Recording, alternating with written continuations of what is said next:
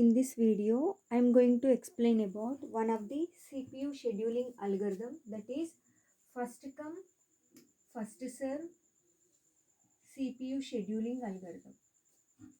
Okay, so I will explain this algorithm with the help of an example. Let us assume that I have three processes, P1, P2 and P3. So, and the burst time of P1 is 60. That means P1 requires 60 milliseconds of CPU time in order to complete its execution. So P2 burst time is 40. That means P2 requires 40 milliseconds of CPU time in order to finish its execution.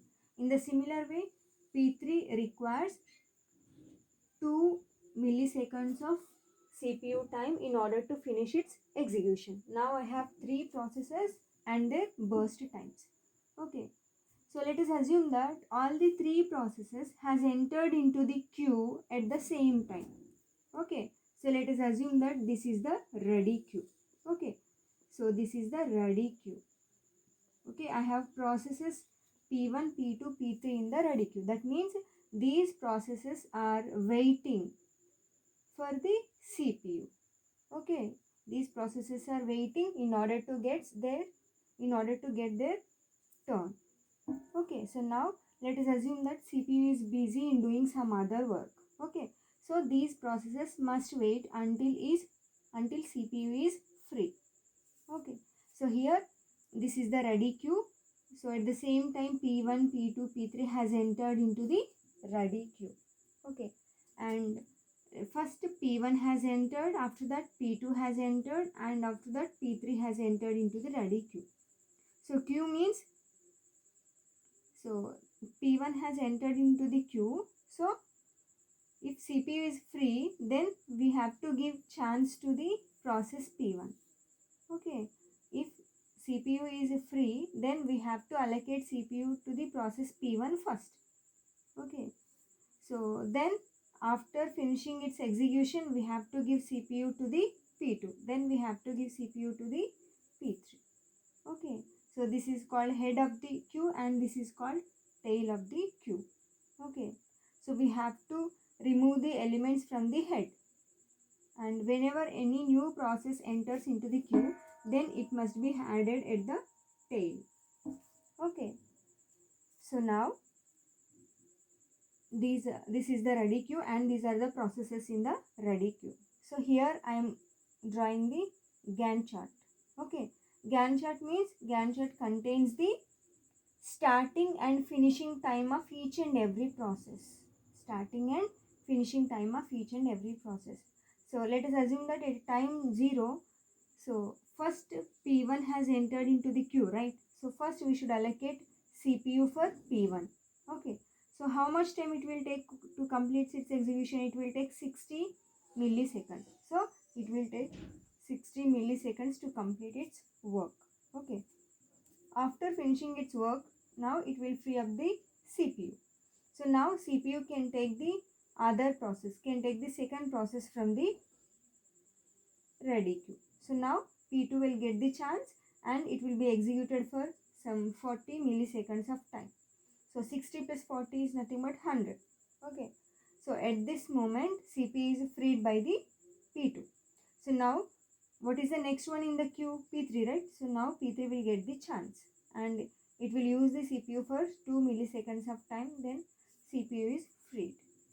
Okay, so this chart indicates the start and finish time of each process. So P2 has taken the CPU at this time and it has released the CPU at this time. Okay, this is the starting and finishing time for each process.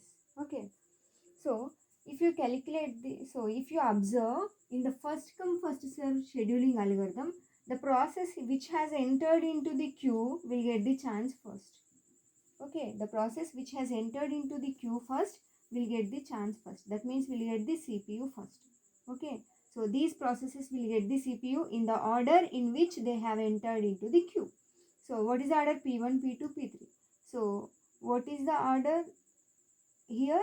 Here the order is P1 has entered first, then P2, then P3. So here we have to give CPU to the P1 first, then we have to give CPU to the P2, then we have to give CPU to the P3. Okay, so the process which are entered into the queue will be served in the same order. Okay, that is called first come first serve scheduling algorithm. Okay, now here I have drawn the Gantt chart, right? So here I am calculating the waiting time for each and every process. What is the waiting time of P1? It has entered into the queue at 0 time and it has served at this moment. So there is no waiting time for P1. What is the waiting time for P2? So it got chance at 60, right? So what is the waiting time? 60 milliseconds. So what is the waiting time for P3? P3 got chance at 100, right? So 100 milliseconds is the waiting time.